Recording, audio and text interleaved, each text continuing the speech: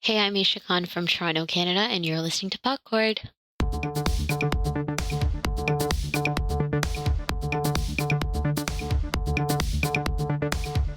Hello, how are you? I'm Habib Ahmed, and this is the Popcorn Podcast. Each episode, we discuss a different topic with different guests of Pakistani background from all over the world. Today's guest is Aisha Khan, 19-year-old from Toronto, Canada. And she joins us today to talk to us about her passion for poetry, or in Urdu, shairi. I'm 19 years old. I'll turn 20 in a few months. I was born and raised in Toronto. I'm from Canada. And I study health sciences, and I'm in my second year at the University of Western Ontario. So that's in London. So I study away from home. A little bit about Aisha. First of all, her name is not pronounced like Aisha, even though it is spelled the same way. Yes, my name is spelled Aisha, and conventionally that's, like the Arabic name, like the Prophet Muhammad Sallallahu Alaihi Wasallam's wife, Aisha radiallahu anha. And a lot of people spell it like that. The thing with my name is it's actually pronounced Aisha. It's not necessarily like the Arabic origin, even though it's like related to it, sort of. It's more like on the Urdu sense, where like in Urdu it's spelled Ain Ya Shin Ha. That's, if you put that together and you see that in Urdu, that's Aisha. So it comes from like, the saying like Aisha Aram Zindagi. So it's like about like luxury, pleasure, things like that. So Aisha, that's where my name basically comes from. Secondly, Aisha is a published writer, and last year she released a book called Zamana, under her pen name, Anaa Gulzar. Here's why she chose this name. One thing is like my name, like we talked about my name, the very first thing. When it's written, most people read it as Aisha, and my last name is Khan, so Aisha Khan is it's a popular name. Like if you Google it, like there's so many people that show up and stuff. A lot. A very popular name. So with that, like one thing about writing was if I put it out there, it would get lost amongst all the other wonderful Aisha Khans of the world, right? True. Both the dead and alive. Another thing that I kind of wanted another name too was if I created this other character, so like this poet, right? This poet is definitely me, but I know that I'm not fully that poet. Like I'm Anaa Gulzar. Anaa Gulzar is me, but like all that is Aisha is not Anaa Gulzar, like it's just one part of my personality. So that's something why I also wanted a different name. The story behind Anaa is like dead serious. I was at a wedding and the nickname of the bride is Anaa, and I heard that and I was like, that sounds so good. So I kept Anaa. Yeah. Anaa in Arabic means like I am, and in Urdu it means ego. And Gulzar is the name of my Nana. So I never met him. He passed away when my mom was 11 years old. And the thing is, I grew up in Canada, right? I was born and raised here. My dad's, most of his whole family's here. So I grew up a lot with my dad's side, and I just wanted to could be more connected to like my mom's side. And like I remember like asking her, I was like, I want to use this other name and I want to use your dad's name, and like, is that okay and stuff? And she's like, yeah, like go for it. So I went with Gulzar. That makes sense, yeah. So it's like Gulzar means like a bed of roses. Right, Gulzar also means garden, I think? Garden, yeah. So despite her passion for poetry, Aisha chose to major in health sciences. We asked her to explain the reasoning behind that. So yeah, when I do meet people, like they're like, oh, so are you in the arts or anything? I'm like, no, I'm not. So my reason behind that is, well, I love studying like works and like poetry and like, writing essays and stuff like that. So I go out of my way to take like these sort of courses. But why I'm at odds with it is because like, you do it in school and it's then, you have to worry about your marks. Like you don't want to do bad, but things like English and writing is very subjective. Like I like something because if I see a piece of art, it personally relates to me, right? That's amazing. But like taking that into the consideration of like academics and marks and stuff, like I don't know how profs like assign like a number to that. And like then it's kind of like, oh, because I like this student's work because they talked about a certain thing that connected with me, I'll give it like an 80. And then I didn't like this, but like it could totally be valid, but they'll give it like a 70. It just that sort of I don't want to deal with those antics. So I didn't think about it for a second. Like I like enjoy doing it, and I don't want anyone to like make me feel bad about it.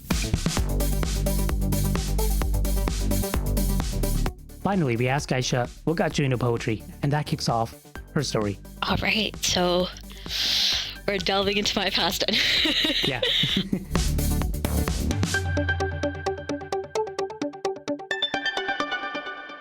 So I actually started writing in grade 3.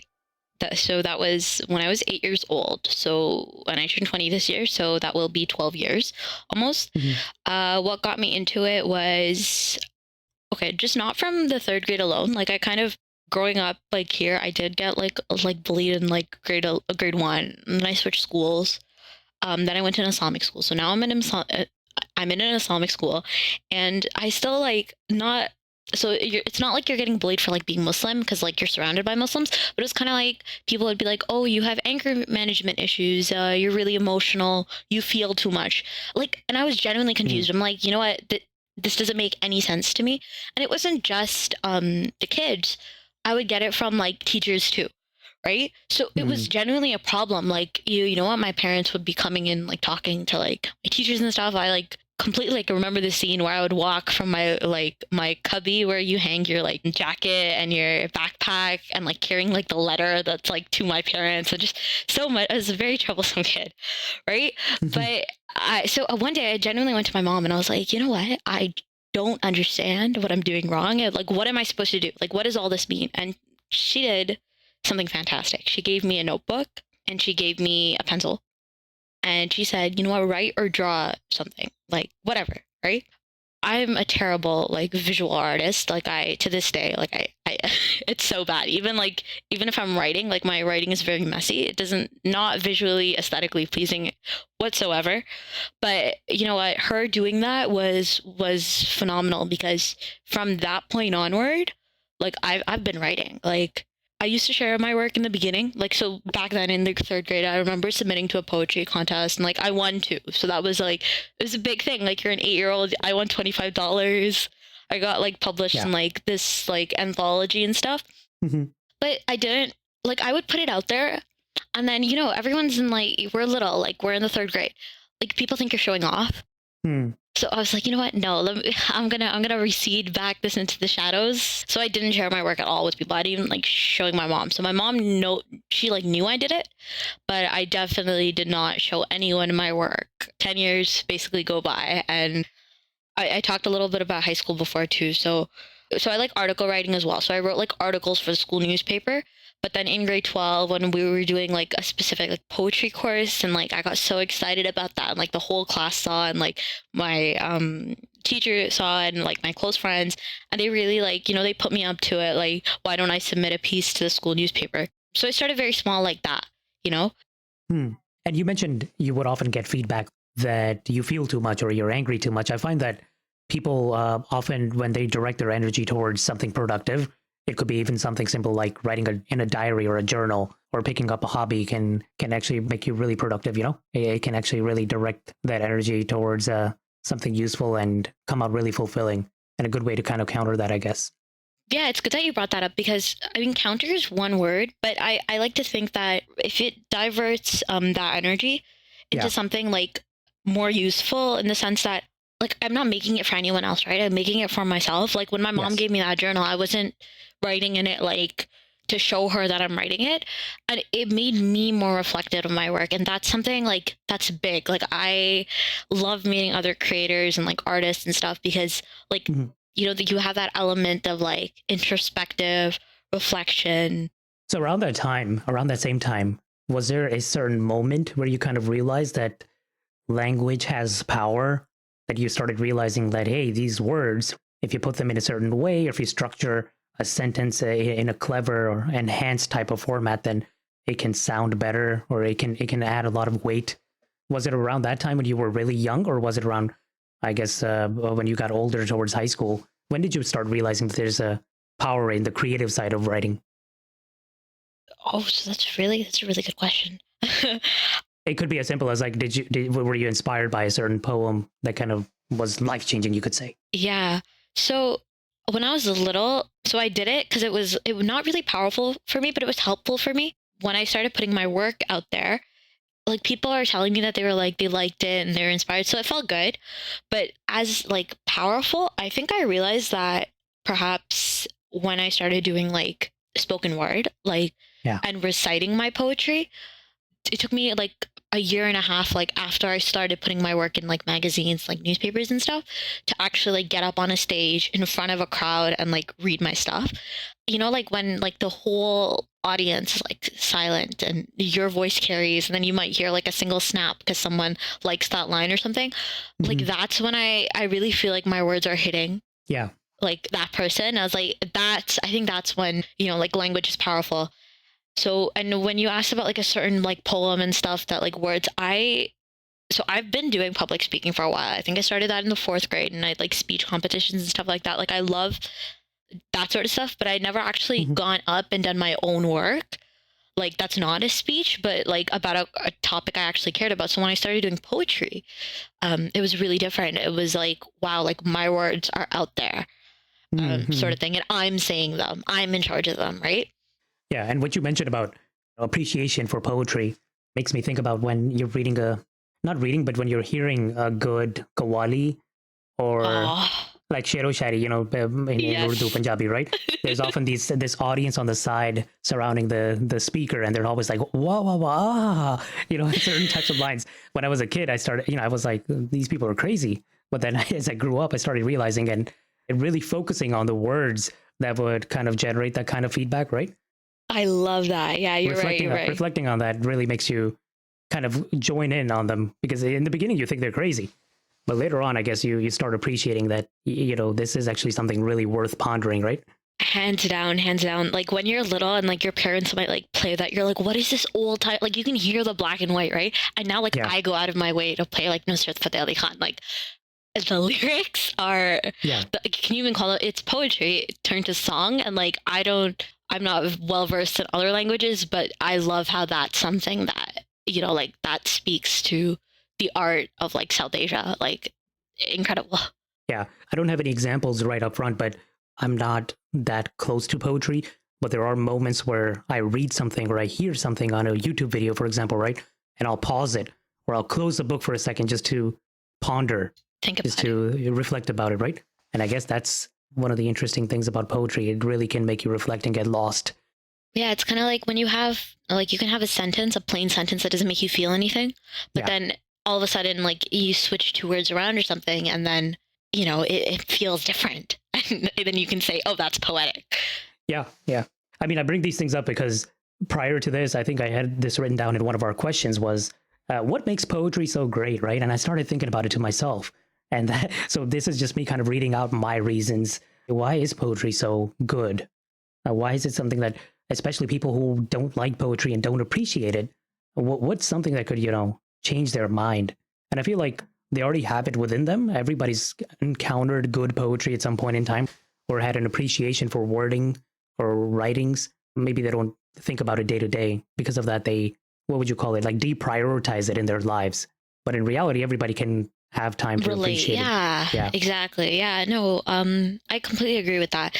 I think people don't go out of their way to read poetry because, like, sometimes I do have people comment on, like, if I post on Instagram, like a little like blurb or something of a poem, because my poems are generally like really not really long, but they're longer than what's become the trend for poetry, which is a whole other topic. But so they'll ask like, what's this about and stuff. I think we're really, as a whole society, we're really used to just sitting in our own perspective and looking at the world through our eyes, which is really important to understand. But I think a person who is able to look from, like, put yourself in other people's shoes, and not just one person's shoes, but a lot of people's shoes, that person is going far. Like, that's like a leader quality. That's something, you know, like that's so influential if you can feel what other people feel. Yeah. Look, I like talking about like perspective and stuff like that because I think it's a really important thing that people like should try to do. Like, see yourself from other. I think it reduces conflict too. Like, if we have a problem with someone, if you understand their viewpoint, then you know the problem's reduced.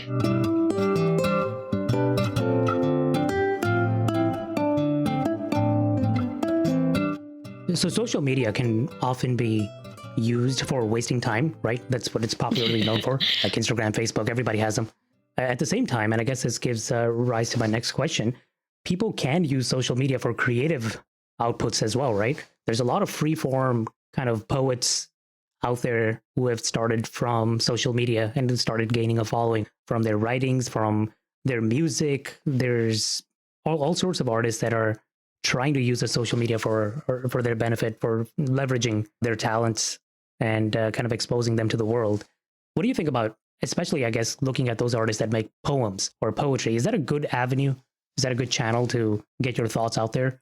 It gives everyone a platform to speak. Like, it's not just the artists. It's like, like having Twitter, for example, like it's your platform to talk. And that's not something that people had a few years ago, right? In terms of putting your talents out there, well, I feel like, so I'm kind of at odds with this because I encourage like art and creativity. Like like for me, an artist is someone who does art.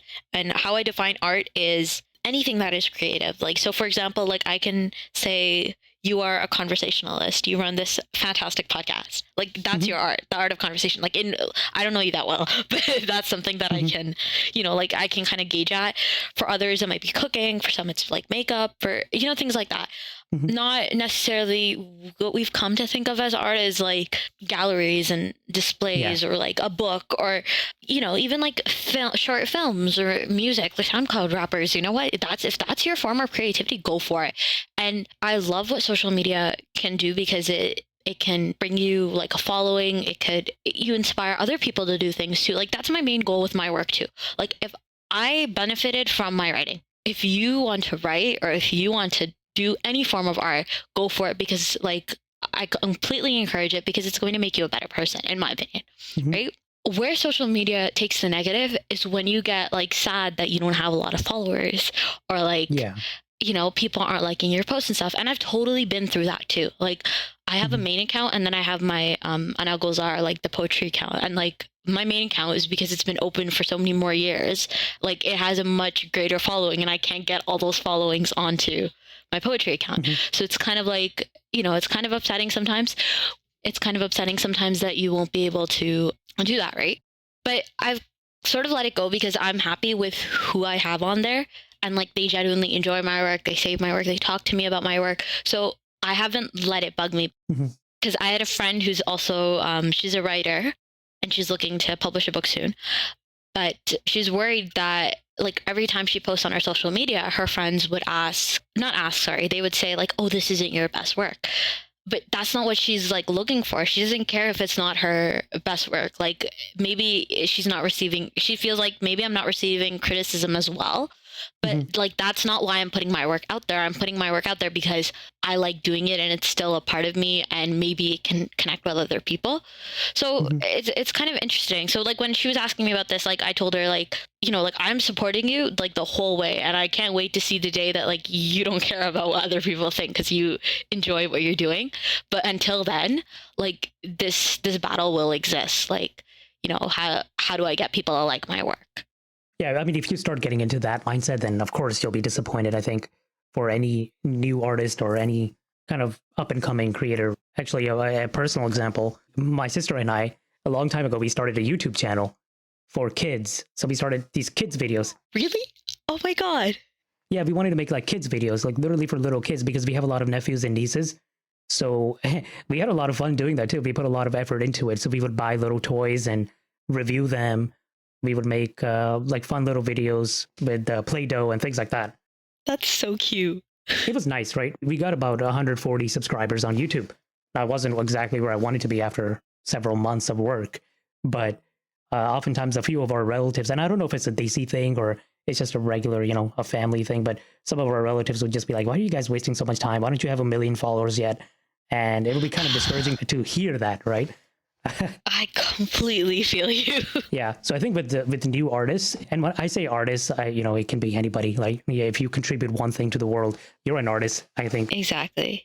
But you can be critical of yourself, but it can also be really disheartening to get feedback that can be very overly critical or overly judgmental from your relatives or family or close friends. Yeah, like it's not constructive. Yeah. It's not constructive. Like you can't work on that. Like you can't control when other people like press the bell icon and like subscribe. Yeah. The definition of success again is subjective. Like, okay, am I supposed to get 1 million subscribers? Am I supposed to get 1 million followers? Like that's not what I'm going for. I think for me, I didn't have that sort of problem recently, like within the past year before Zamana came out and stuff. I was constantly worried that like Zamana would like flop. Like that was my like, I'm praying to Allah every single namaz is, Allah, don't let Zamana flop. Don't let Zamana flop, you know? But it was kind of like my intention from the very start was I want this. I'm writing this, I'm writing this for my siblings. I'm writing this for my cousins. I'm writing this as like, you know what, like, let's rediscover our roots. Let's, appreciate our language and let me put it in your English language. Yeah. And it's kind of like, let me touch one person. And like, alhamdulillah, like when people come up to me, I'm so proud of that. And they ask me like about the publishing process, or they ask me to like look at their work and stuff. Like I get so excited. Like it brings tears to my eyes. It's like I did something. And that's not something, again, like you brought up like the Desi uncles and aunties. Maybe they can't see that. Some of them do. I get stopped at weddings sometimes and they're like, I read Zamana, and I get so happy, like, oh my God. And then they give me like constructive feedback. I'm like, yes, I'm living for this. Right. So I'm like, alhamdulillah. I'm glad at like the response and stuff that I've gotten, and I've learned to like not block off, but like not take to heart if something negative comes my way. Yeah. I think there's often a threshold that you have to cross. There's a threshold that you have to cross that after which your relatives or whoever is critical of your work, they start realizing that it's actually something that's very important to you because you stuck to it. And if you gave up before that threshold, then that's it, right? That's the end of it. But if you cross that threshold, then at that point in time, nothing what anybody says will affect your mission to continue your work. And even if they, were critical in the past, oftentimes I've noticed that beyond that threshold, they actually appreciate it because they know that is something that's very important to you. So that's also something to keep in mind. I completely relate to that too, because like my parents knew that I was going out with like my work, like when I started submitting to like magazines and like magazines and newspapers and stuff, because like we'd get like things in the mail, right? And I at that time I lived here, so they would see that like, oh, this came from the Poetry Institute of Canada, stuff like that. But when I decided to do Zamana, I completely kept it hidden. Like they did not know until I was, signed up with Amazon and I was like getting ready for it. And I brought it up when I wanted to ask them like if I can run a launch party and stuff like that, because of course I'd want them there and things like that. Yeah, so cool. I broke it out to them last minute. Yeah.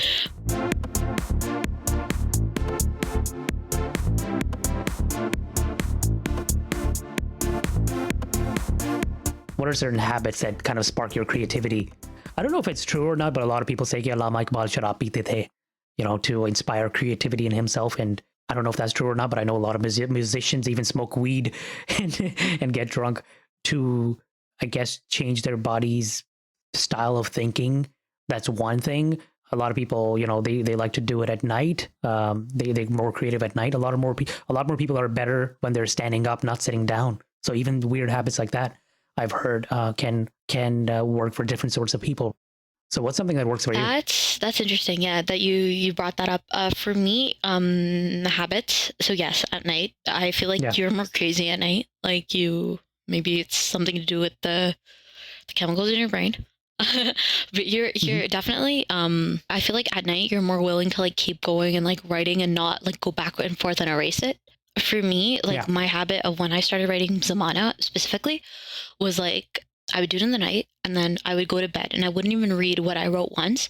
And then I'd wake up for Fajr and I'd pray Fajr, and then Sajda, like something it became like a habit to be like, like thanking Allah for giving me the idea and like the specific words and stuff, because I was really thankful that like what I had, it is a gift from Allah. Like this isn't my talent. I don't like the word talent. Like I don't use that. I don't think this is a talent. This is definitely what I have as a gift.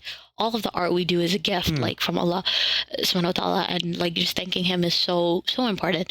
So I would thank him for it, and I feel like there I had like the good points with God there. So then when I would go back and I would sit down at my laptop, or I would look at my what I wrote by hand, and then I would read it and I could edit it like better. That's one thing. Yeah. The night thing is something what I did a lot in first year and in grade 12, I ride on the bus. So I would actually shut my phone off, which is, this is really bad. Like I can do this in Toronto because I know, I know the buses, I know the routes and stuff. I don't know them anymore because I've been living away for so long and they've had so many changes. But I could just shut my phone off and like, just sit on like the 95 and like do my thing. I think you can extend this beyond just being creative. You can also extend this to what kind of environments trigger your brain to work the most efficiently or most productively, right? It can also be applied to studying. I know a lot of people, they prefer, for example, go to the library to study. And I remember I was definitely not that type of person. I hated going to the library because it was too quiet for me. I actually enjoyed louder environments for myself. Like I would like to have TV on in the background, or white noise. I would prefer a coffee shop because there'd be noise in the back. Yeah, exactly. But other people, they need like quiet, extreme quiet, like pitch quiet. Yeah. Yeah, I need quiet. But my best friend, the Reach that I was talking about, she prefers white noise and stuff. So yeah, no, I definitely feel that. For me, I also need to open up a window. And I need to, I don't know, something about the sun doesn't work for me, but the moon does. So yeah, that's why you're a night person. Yeah. That's something I did as like, even when I was like little. So I feel like I had that like becoming more in touch with like my Islam and stuff was probably more like at the age of 14, 15. And like, of course I didn't like jump into it. Like I had to build it over the past few years, but before the age of like 14, 15. So like, cause I started writing at like the age of 8, right? And back then I wasn't like so aware, like I knew there was God and stuff, but I didn't like, wasn't like, when you like consciously realize you're Muslim. So back then it would kind of be like, I'm still little and I would look at the moon and it's like, oh, it's pretty. And like, I just open up the window to my room and like my desk is always like right in front of a window. Like I prefer that, or right beside a window. But yeah, I need to look outside. I need to see the sky. I need to see the trees. And there's something I read a while ago that was really interesting about this, around this topic, which is the idea that the 8-hour sleep is kind of a recent invention. And so what I was reading was, up until maybe 100 years ago, the 8-hour sleep was not a norm. People would often sleep like a little bit at night and then a little bit more in the afternoon. Yeah, the nap. And so what they said, there's a Kalula, right, which a lot of Muslims do. Of course, it's a Sunnah as well. So a lot of Muslims do that because the Prophet Sallallahu Alaihi Wasallam also did that. But then there's, I think in the West, in the US and Canada, like around this time when these countries were being set up, it was either 2 sleeps at night. So they would wake up for a few hours in the middle of the night, like 4 a.m., and do a little bit of creative work, do creative writing or whatever type of other work that they had to do around that time. And then they would go back to sleep a few hours later. So it was almost like that time, like 3 to 5 a.m. was reserved for just waking up and doing other things and then going back to sleep. That's so interesting. That's so cool. So that was, read up on that. It was really interesting. Yeah. Yeah. Whereas we in Arabia and most of Asia, it gets really hot because we're closer to the equator. So people prefer to sleep in the afternoon to conserve energy. So there was kind of a climate justification for the timing of our sleep schedule. But yeah, either way, the 8-hour sleep and the idea that you have to sleep at night completely, that's not necessarily what we're meant for or adapted to do. That's something that we've recently started doing. That's interesting. Just because of job schedules. Yeah. I mean, and then you also have science to back it up. But now, like, see, I'm interested. So I love science too. So I'd be interested in like creativity related research and stuff, like seeing what are these off and on hours and like how it affects.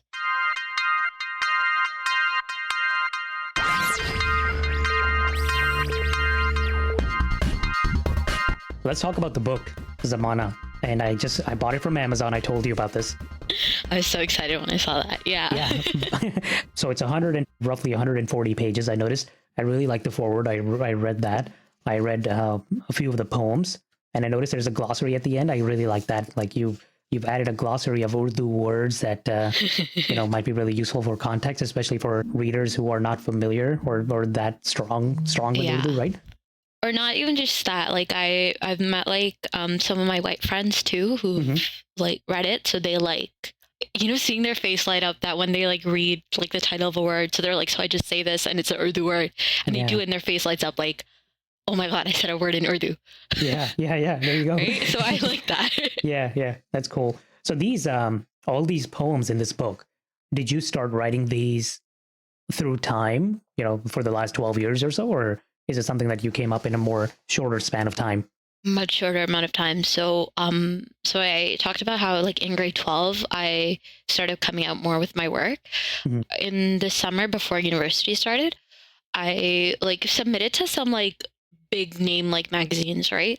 I didn't get accepted into them because I thought like, I started thinking like, wow, I'm so good, like I can get in anywhere.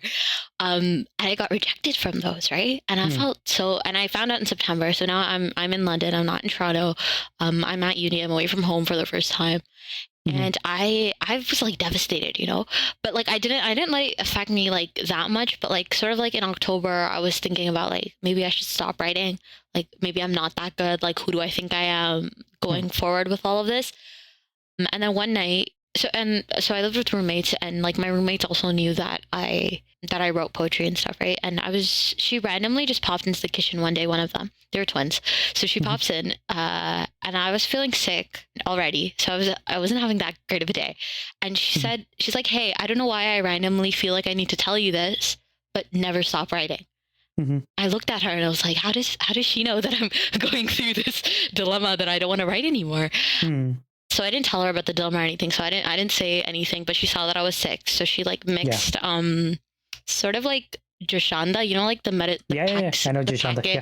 Right. medicine. So yeah. Yeah. So it wasn't Drashanda, but it was like Drashanda, I think. Oh. It was neocitrin. The thing is, it was like daytime neocitrin. It wasn't nighttime neocitrin.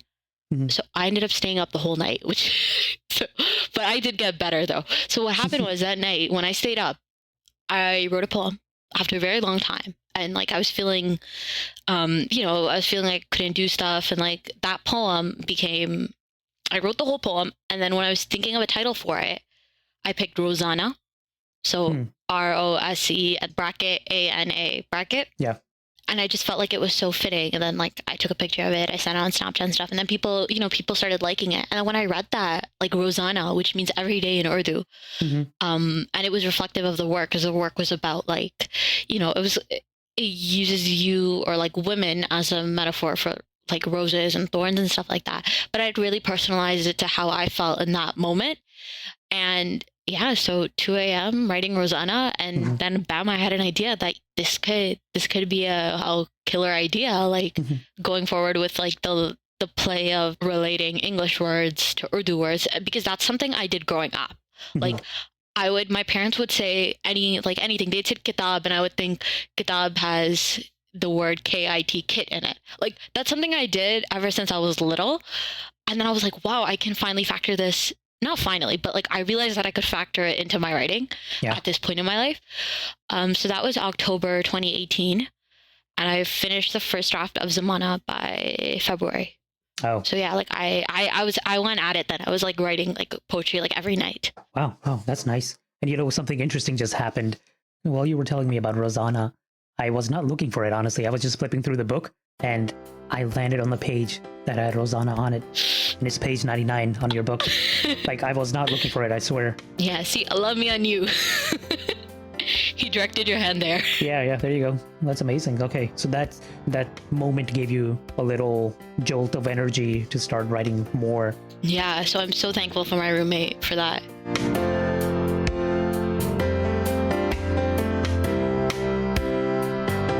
So were you born in Canada, by the way? Yes, I was born and so raised you were here. born. Yeah, and how often have you been in Pakistan?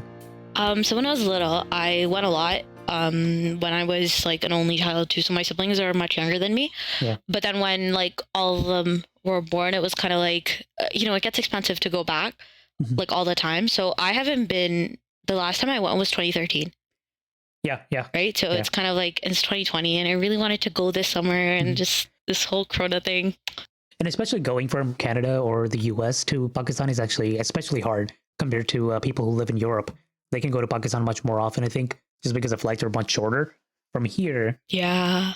my mom went to Pakistan this year again, and it's like a good 24-hour process, with a layover and everything. Yeah, if you have connecting flights and stuff. Yeah, so Yeah. we'd always go straight too. So that's what it was, because like my siblings were little, right? Yeah. So it would be like a lot on my parents.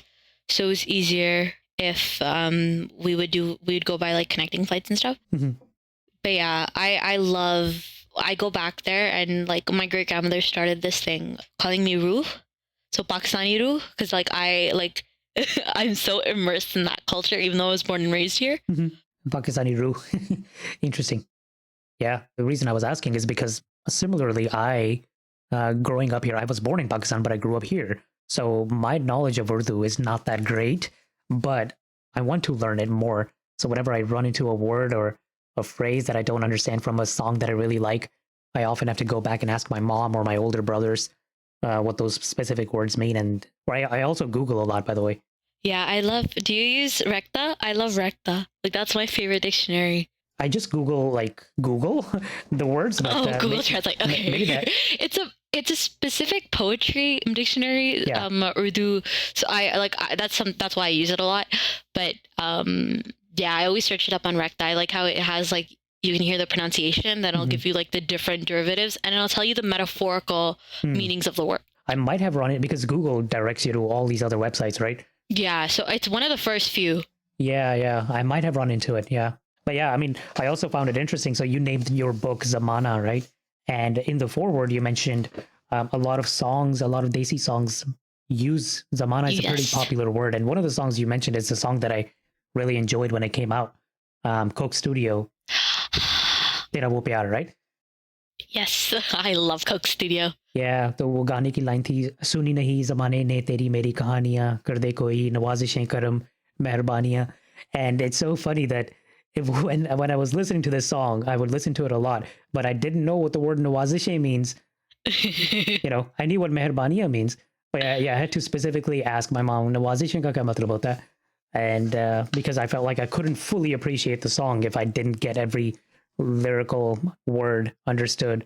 It's interesting to me also that, you can look at songs for inspiration as well. Songs can have a lot of poetry in them. I use it all the time. Like, songs are like, it's funny because people ask me like, do I read poetry? Yeah. I don't go out of my way to read poetry, not at all, because especially English poetry, because I get, unless like the dude's dead, like like straight up honest here, because unless he's dead, I'm worried. Or she, but I'm worried about like I don't want to read something and then like unconsciously like use that in my work and like not realize and like be told that, I copied off someone. Like I'm really worried about that. Like, that's something that's drilled into you as a kid. Like, you can't plagiarize. Yeah. You can't. Like, that's really wrong. So to avoid that, I don't touch English poetry. Like, people ask me if I read Rupi Kaur and stuff like that. She's very popular, but no, not at all. I don't go out of my way I don't own poetry books. Mm-hmm. I've always wondered with regards to plagiarism, can you accidentally come up with the same exact wording?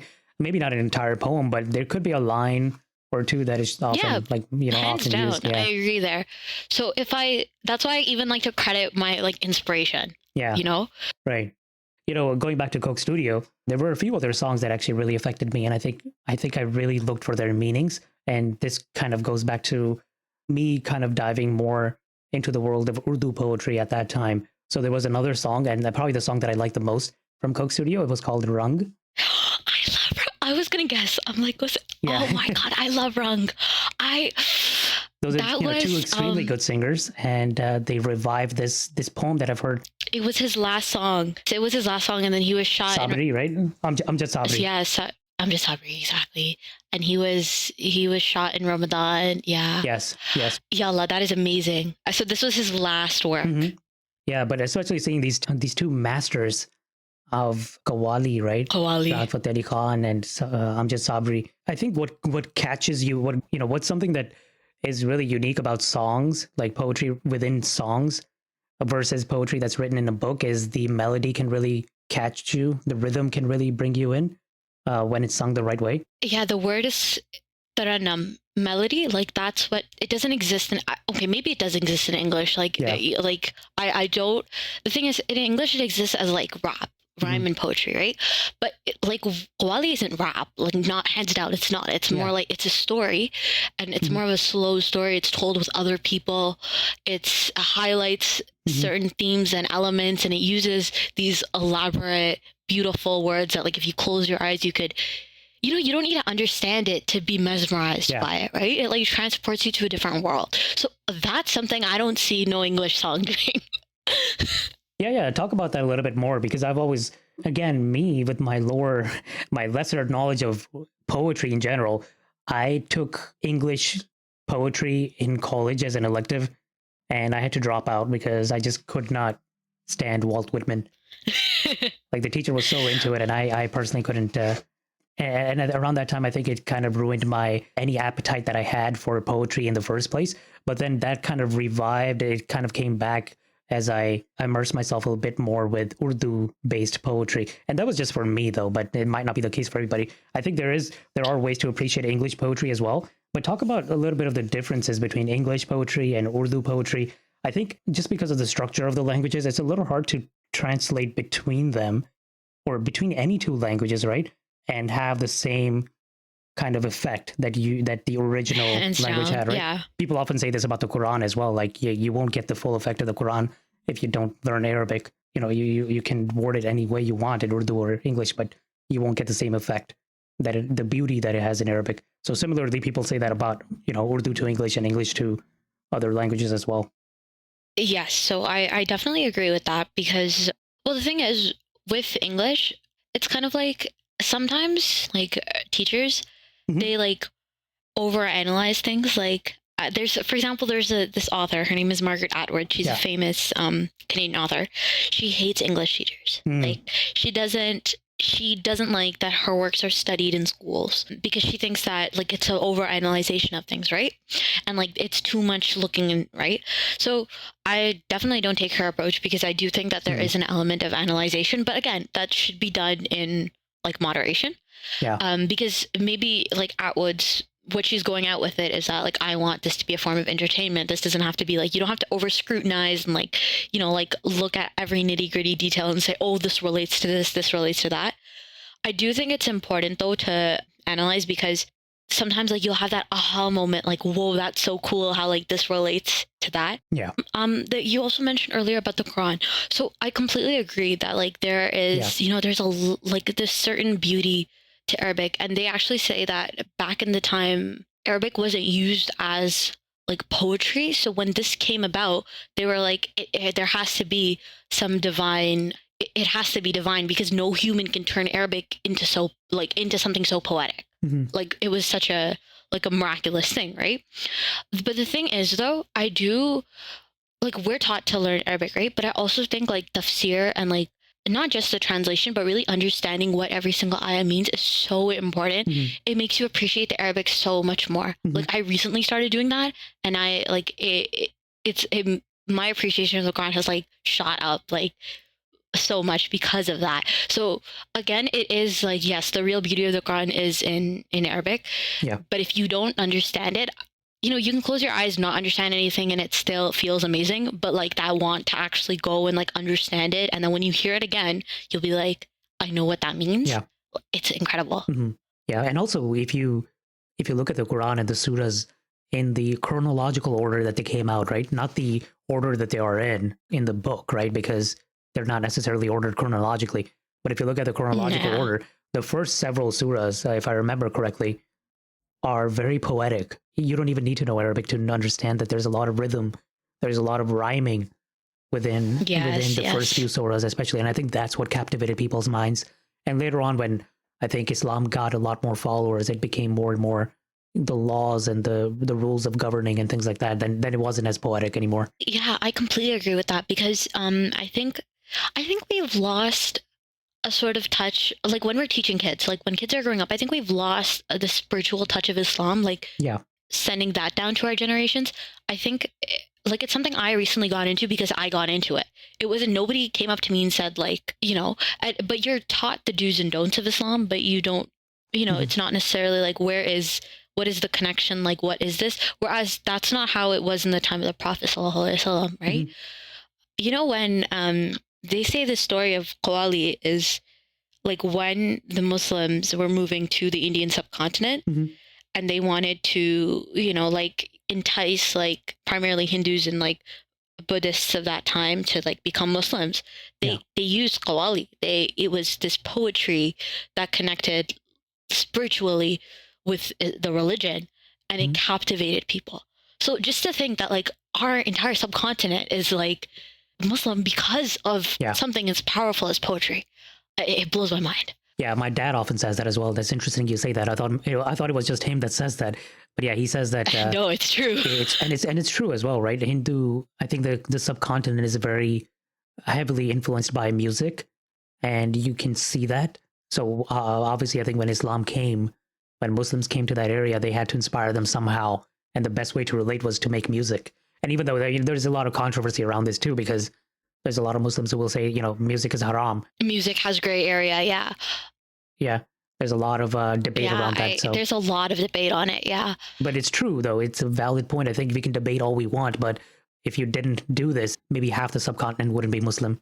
Wouldn't be Muslim, exactly. And again, for me, it goes back to intention. Like, what is your intention with playing, like, music? What is your intention of the lyrics and stuff? Like, there's so much that factors into it.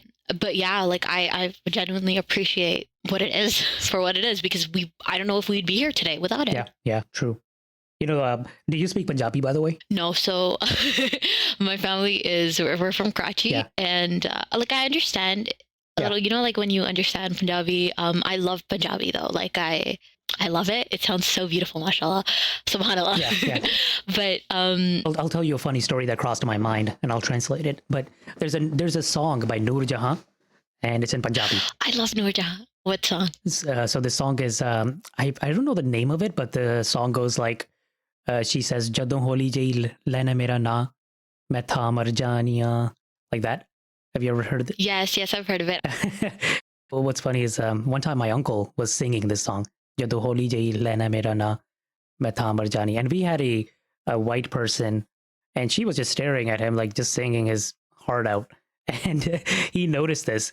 She obviously didn't understand what he was saying. And by the way, the translation of that line is, "Jab aap mera naam lete ho, main mar jati." So, like, what I'm trying to say is, when you translate these things to English or any other language, they don't carry the same meaning, the same weight. It loses its touch completely. Yeah, so my uncle tried to translate it for her, and we were all sitting there, and he's like, "When you call me, I die." And then we all burst out laughing. Oh my god! Like, we all burst out laughing because it was technically correct. He translated this line, but it didn't carry. It didn't carry. Oh my god! Yeah, but just so catchy. It's so catchy in Punjabi. It's a good song. It's an interesting melody, and yeah, you just translate that to English, and it's like meaningless. It has nothing appealing about it. So you call my name, I die. Yeah, Noor Jahan so when I was talking about, like, the idea of taranam, like, melody, like, going from, like, poetry to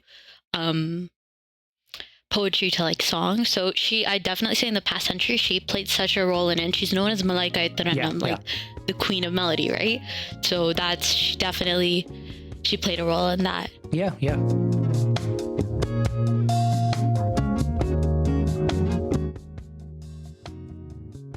So in my household, like, I was also very like, inspired by, like, Urdu and stuff, because, like, my parents made it a point to, like, speak Urdu and like engage us in the language and stuff. Yeah.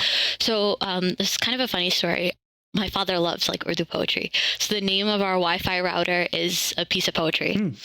And so we have two. So the first one is Qasr-e-Sultani. Yes, and it's from Allama Iqbal's, like, a couplet, which is Nahi tera na shiman Qasr-e-Sultani ke gumbad par tu shaheen hai basera kar pahadon ki chatanon mein.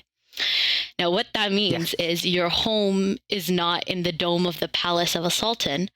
You are a royal falcon. Your abode is in the cliffs of a mountain. Yeah. So that was, like, that translates really well. Like, that does, yeah, you're right. I think it translates really well in English. Like, so when we were earlier talking about, like... Yeah, you just translated it, and I still had to reflect on its meaning. So that means that it... Your home is not in the dome of the palace of a sultan. Like, I feel like it's because sultan and mountain rhyme. Yeah. So it works. But and then, I mean, the name of the router is Qasr-e-Sultani, and then the password is Tu Shaheen Hai, because that's the next lyric. So with, like, I guess to sort of, like, dissect that, I think earlier we were kind of talking, not on the podcast, but when I sent you, like, the thing about Riz Ahmed and stuff. So Riz Ahmed is very Allama Iqbal has changed the subcontinent, arguably one of the most influential poets, respected, revered poets of the East. And like, Riz Ahmed's inspired by him. I'm inspired by him. And this couplet is super popular. Like, so if somebody comes over to our house and, like, they want the Wi-Fi password, like, they can guess what it is. because it's like popular. It's a popular thing, right? So Shaheen in this couplet refers to the falcon or the eagle, right? And what Iqbal is getting at here is, in a lot of his work, he uses this symbol, and it's specifically for Muslim youth. And he did this before partition. So like he actually passed away before partition. And he's encouraging like Muslim youth to find themselves by connecting to their roots and recovering their lost past. So the couplet is saying like to the eagle that your home isn't the royal palace of a king, of a sultan. You are royal, and your kingdom is in the mountains, you know? And he emphasized the power, like throughout his writing, he emphasized the power of the youth and in changing the nation literally 100 years ago. And, you know, he empowers them. And to this day, he still does that with people like Riz Ahmed, with me, with other artists I know that, you know, enjoy his work. So it's still applicable today. Like, you know, you don't need Western validation. And I feel like this might be a good segue into talking about the poem from my book, because it's kind of like, you know, how do we pit ourselves in this hierarchy of how the world works? Like, why are these Western ideologies, these Western standards on top? And like what Allama Iqbal got into this literally 100 years ago was, you don't need to fit into a place if that's not where you want to be. Connect to your roots. Yeah. Right. It's amazing how that can still be relevant today, right? And it's still so relevant. It feels like we haven't moved on since then. Yeah. That message is still waiting for us to execute on it, because we're still kind of stuck. It's my grandfather would talk about this. So my family, like, so you mentioned you're Punjabi, right? Yeah. For us, so my family is like Muhajir, which means like migrant. So like my grandparents and great grandparents came from India to Pakistan at the time of partition, or like before and after. And the thing is, my grandfather, so he would talk about how his great grandparents had come from like Afghanistan to India, and they knew Pashto and stuff like that. So like they went through this whole like immigrant like complex back then. And he, in his lifetime, my grandfather would be like, you know, he wishes that they retained like Pashto. So like he would know Pashto and stuff, right? But like they didn't. And like that story really like got to me. It told me probably like when I was 13, and I was like, wow, like I don't want to lose Urdu, because now he's worried that we're gonna lose Urdu because we've come to Canada, like Pakistan to Canada. So it's just this interesting dynamic that some of like these themes may never change. We might, you know, I guess now we have the mix of technology, but they had it back then too. They had technology that they'd never seen before then too, and it changes life. So I don't think technology is changing like our lives, but a lot of the underlying themes of how we're living is just the same as back then. Well put. I mean, that's true. A lot of the problems are still relevant today. Yeah. The challenges are very similar. That's true. I can talk about the second Wi-Fi router name. It's actually a Coke Studio song. Really? Which one? So the second, it's called Soni Dharti. Maybe you've heard of it? Yes, of course, yeah. Yes, so Soni Dharti means like golden land. So it was a poem, and it was turned into like a song, which is very patriotic, and it's on Coke Studio. So yeah, Soni Dharti Allah rakhe kadam kadam abad tujhe. I love that. But yeah, so then the password is the next lyric. Yeah. Kadam kadam abad. Exactly. Yeah, that's literally it. Yeah, you better hope an educated Pakistani doesn't move in next to you. No, so don't worry. My dad's very smart. He's done like, you know, he uses some weird Roman Urdu. Like I like to use convention. I use the recta sort of stuff, but my dad went all over the place. So I don't even use that. I use the other one because I can spell the password.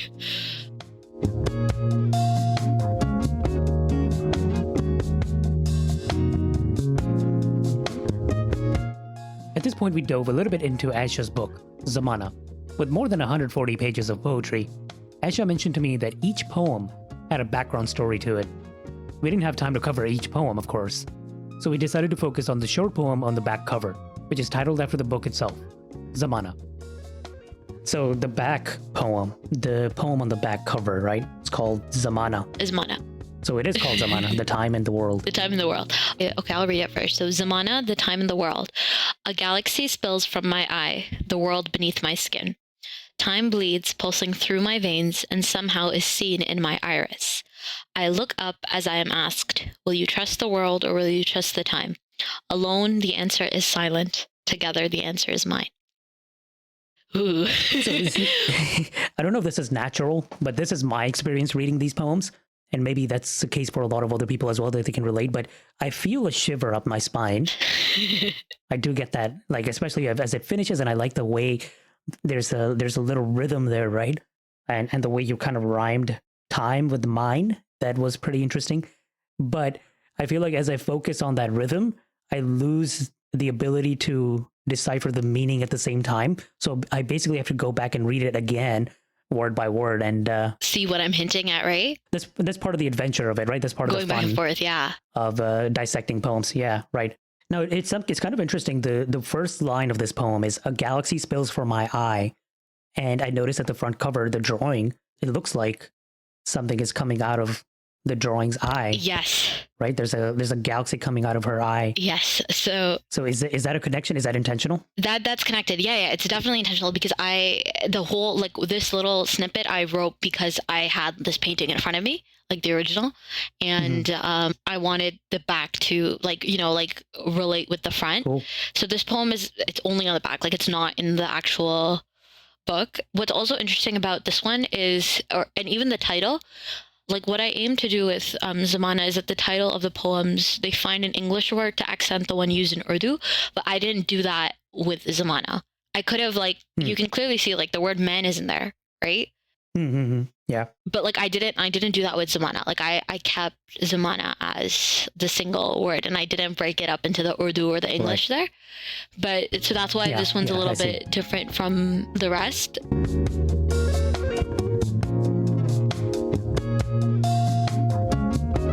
So in the second part, it's time bleeds pulsing through my veins and somehow is seen in my iris. So time is across this whole the whole collection, like, because, like, Zamana refers to both the world and time, and that's something I try to intertwine with, like, doing this introspective reflection of, different, like, South Asian language, culture, gender relations, and, like, the modern and historical identity of, like, so-called everyday people, like, your daddy, your mummy, like, these people that, you see living their life, but, like, to me, it's an inspiration.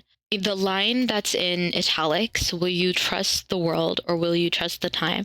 For, like, that, and you're right, like, when you said you put the feeling that I had, I couldn't put a word to it, and then you, like, the shivers, and I was like, okay, yes, you said the right word. So with this, right, it's kind of like, we look around and, we have this Zamana going on, right? And the world is such a great place, but the world can also be such a terrible place. Like, it really depends on your situation, depends on your perspective. It depends on how you look at things. And then the second part is or will you trust the time? So, like, it's a given. We're all going to die one day, right? Like, we don't, not to be the Debbie Downer here, but it's a given. Like, when we came into this world, it was already written, like, when we're going to leave. Like, that's, Allah sent us down with that. And we trust the world, or will you trust the time? Will you trust your circumstances and what's happening, or will you trust that with time, things will change? With time, you'll become a different person. I feel like you can't answer this question in either or, because given the circumstance, you will trust the world. Given the circumstance, you'll trust the time. And maybe now that, like, I look upon this, like, probably about a year after writing, I feel like, you trust God the most, like, personally, and what, like, he dictates. Okay. So yeah, alone the answer is silent, together the answer is mine. So alone the answer is silent, like, because, okay, so for me, back when because I wrote this in first year, right? And I'm the first member of my family to, like, move away, so far away, and, like, I'm also a girl. And it was just, like, it wasn't common that, like, what I did, and people would be like to my parents, like, oh, like, why are you sending your daughter far away and alone and stuff? She's going to be alone. And so then I wouldn't let my parents answer, and I would actually, like, jump in right there. I'd be the Battamis. No, I'm not really Battamis. I'd be politely jump in, and I'd be like, yeah, मैं कभी अकेली नहीं हो सकती, like, जब बंदे के साथ अल्लाह होता है, like, you're never alone. So that's something that I tell other people too. Like, when they don't trust their kids, I'm like, listen, you don't need to trust your kids. You need to trust Allah. Like, right? Like, I'm never alone. So that's something, alone the answer is silent, because you're never alone. So there's no answer, but together the answer is mine. Now that definitely makes sense. When you spend this much time observing it and kind of breaking it down, especially since you're the the creator of this and how it makes a lot more sense. So that's the best type of breakdown. So yeah, again, like I like having conversations about this sort of stuff.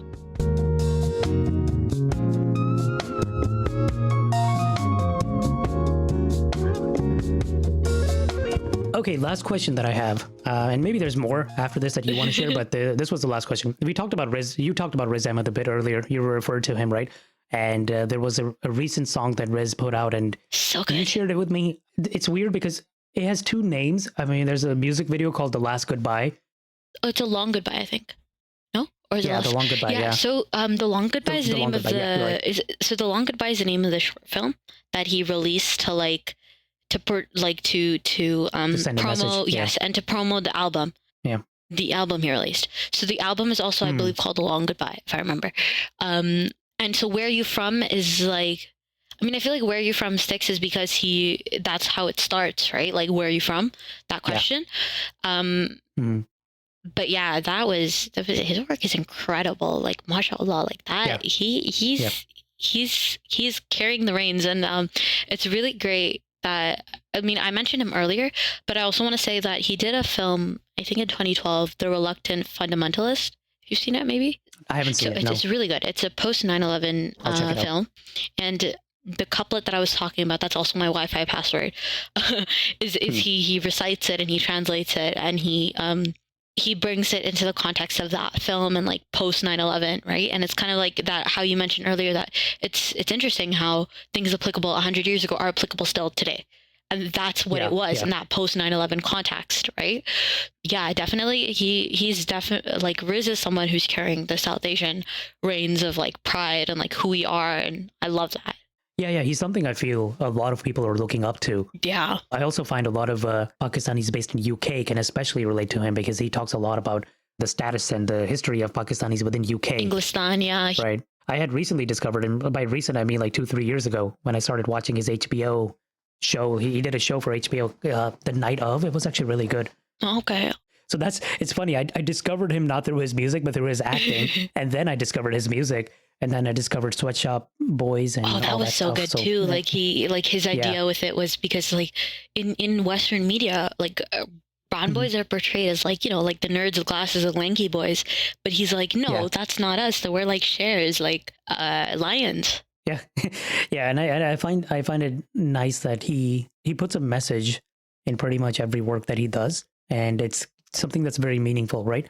I mean, we have a lot of other Pakistani American, Pakistani Canadian, Pakistani, European figures who do a lot of work in entertainment, but they don't always convey a message or a relation to their Pakistani background audience. Yeah. But I think Riz does a pretty good job of that. Yeah, and you definitely don't have to. Like that's something that people put out there. Like people talk about like Nav, the rapper, that like he doesn't like. I think he's from Toronto. Wait, who's that? Nav. Okay, no, I don't know him. Yeah, I don't either. Don't worry, I don't know why I'm talking about him. Yes, and if people say that he doesn't connect too well with like India and stuff, right? But like that's the thing. I think that's a whole other discussion. Like what artists should and shouldn't do is up to them, right? I'm just happy that like Riz does that. And like you're seen, right? People used to complain that like Zayn Malik didn't do that. That he probably had like 1 or 2 songs with like a little bit of a dash of Urdu in it, right? And like everybody got so hyped, right? Yeah. Good for you if that's what you want to do. I personally like to see more of it, but that's, again, it's subjective. It's what I want to see because like I'm super fobby. Yeah, no, it's true. I mean, it's what you're looking for. Like I'm not a huge fan of Zayn, and that's because I don't really find myself relating to him much. But I don't blame Zayn. Like I'm not going to be like, hey, I remember Zayn had a few years ago, he said, I'm not a Muslim anymore. So he kind of disconnected himself from the Muslim world, and he was getting a lot of hate. Yeah, and people got angry. Like, I mean, you can feel a little sad if you want. Like, I'm going to be honest, I did feel sad. I'm like, you had such a good platform to like spread a message or whatever. But I'm not going to blame him, So but people were acting like he was so practicing before that too. So I found it it's so funny that people were. It's not like he was going to Tarawih and suddenly he started saying, okay, man, any parni namaz, and that's it. All that. Like it wasn't an overnight decision. It's something that he wasn't practicing for a long time, so it shouldn't have set anybody's expectations of him so high. or so different of what he really was, right? But I don't find that as a reason to hate him or love him. I'm just okay with him. Yeah, he's just another human being. So going back to rap, again, I like Riz's rap, but I find a lot of criticism of rap, and it's funny that for the longest time I didn't know what rap actually means, rhythm and poetry. Yes. I thought it was just a word that I didn't know it was an acronym. I didn't know either. I found out last year. Yeah. So I don't listen to rap. Like I genuinely my playlists are all brown. They're usually Atif Aslam, Arjit Singh, throw in some Punjabi people, and like Qawwali and like old timer stuff. Like I love Muhammad Rafi and Noor Jahan, Lata Mangeshkar. I love the old favorites. That's my calling, right? But I got into rap when I watched Gully Boy. Have you seen Gully Boy? Yeah. Gully Boy's great. So that's when I watched that movie and I was like, oh, it means rhyme and poetry? Yeah. I was so mind blown. And that's the message of Gully Boy. Yeah, they did say that in that movie, rhythm and poetry. Yeah, that's what they broke it down in that. Yeah, rhythm and poetry, sorry. So that's what that movie, he made it such a point, Ranveer Singh's character, and he said, like, why do I have to rap about like juta, gadi, paisa, ladki? Like, no. And that's what, like, I feel like that's why rap is at odds, that, like, that's become the theme. But not all artists do that. Maybe that's because that's what sells. That's what sounds good, right? But, like, for me, I'm a person, if I listen to art, I need to decipher the art. I need to understand the art. I need to be inspired from it by the end of the day. My favorite song from that movie is Duri. I think that's what it's called. Yeah, Koi Mujhko Ye Samjhaye Kyun Ye Duri. Yeah, Duri. Yeah. That was a really good one. Mere Gali Mein. I love that. That was like, you know what? When you see Bollywood movies, when you see like Pakistani dramas and stuff, it's such a big focus on like the upper class society, right? But that's like, it got into the gullies. Like, I love that. That was a really good movie. Like, it's critically acclaimed. Yeah. Like, it is like universally known as like, this is a great movie. But yeah. I've been pretty critical of Bollywood because of the lack of meaningful movies in recent times. So I personally have not been enjoying it very much, but you're right, this was one of the movies that I enjoyed a lot because, and it's interesting because I'm not that much into rap myself, but the way it approached the topic and the way they approached a message that they were trying to convey through rap, it was done so well. And then the way that they composed the songs specifically for the storyline, it also kind of erased a lot of stereotypes that people have of rap as well, right? That rap isn't music, rap isn't poetry. I think people also misinterpret rap due to the Western style of rapping, which often involves like gangs and drugs and alcohol and all that stuff. Yeah, that's the thing. Which is funny because I grew up in Brooklyn and New York, so I grew up with a lot of gangster rap. So one of my favorite rappers is Dr. Dre, so I still listen to it every now and then because that's what I grew up with. But I understand the criticism there, but at the same time, there is a lot of depth to the genre as well. Yeah. And I think Riz Ahmed and this movie Gully Boy that you mentioned, these are good examples of that. So that's one of the better outputs from Bollywood for sure, I think, in recent years. Hands down, I completely agree.